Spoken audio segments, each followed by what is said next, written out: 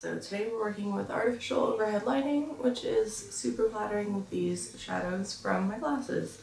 But that aside, I wanted to review the Jolie Fleur line of fragrances from Tory Burch, and I have to say, just to start this off, I am much more impressed with these than I thought I was going to be.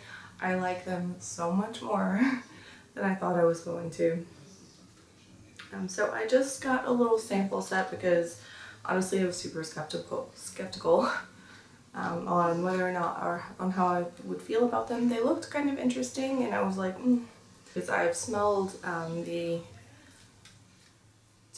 other two Tory Burch scents before and I was just not impressed at all. They were just very generic smelling, at least to me.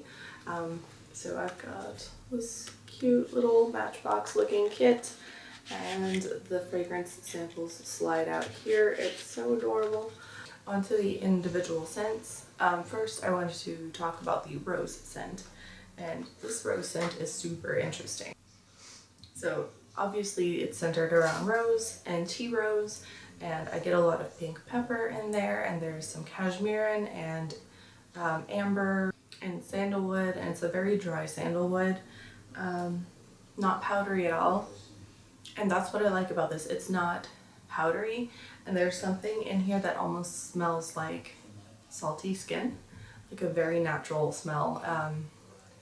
Maybe like an ambroxan or a very light dilution of ISO Super, some sort of synthetic ambergris kind of thing happening here. It's like a salty, slightly animalic rose. And I'm really into it. Yeah, it's definitely got some musk in there. I'm really into it as far as rose scents go. It does not smell like grandma. It does not smell off-putting at all. Like, I'm super into it.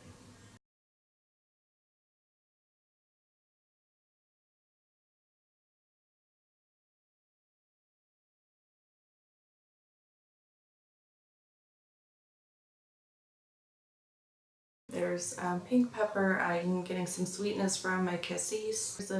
On the dry down, after a while, there's a very light cedar to it, but there's something keeping it fresh. I believe that's the grapefruit, and which I had to look it up to figure out what it was, because normally I'm very sensitive to grapefruit in fragrances, and this in this case I think it just freshens it up and keeps it from being overwhelmingly heavy. And it's really nice. It's really good. It's really nice for a nice thick tuberose. It's a thick fragrance. It's got body to it, you know. And for the Vert scent, I'm getting obviously a lot of green notes. It smells like a very fresh morning dew garden type of scent.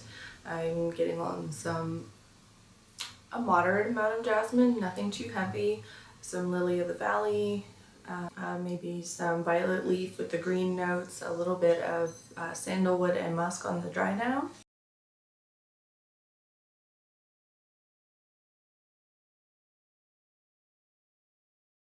I would say this is definitely the most approachable of the three.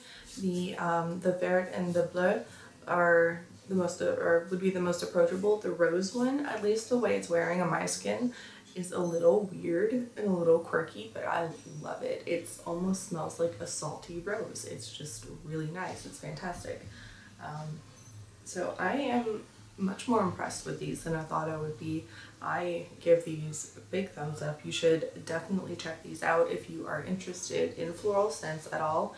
That is what I think of these. I think these are so well-made scents, and for me not being into florals too much, these are really good.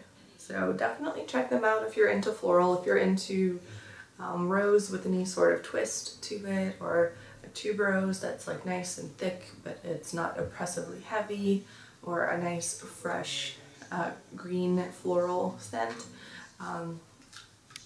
At least pick up the sample pack and try them out. And if you've tried these before, let me know what you thought about them. And if you tried the other Tory Burch scents, let me know what you thought about those as well. Those definitely did not wear nearly as impressively on my skin as these did. So that is all for this review. Thank you so much for watching, and as always, my information is linked down below, and please subscribe and give me a thumbs up and leave me a comment. I would really love to have more people to talk about this with. So yeah, that'll be it for today, and I will see you next time.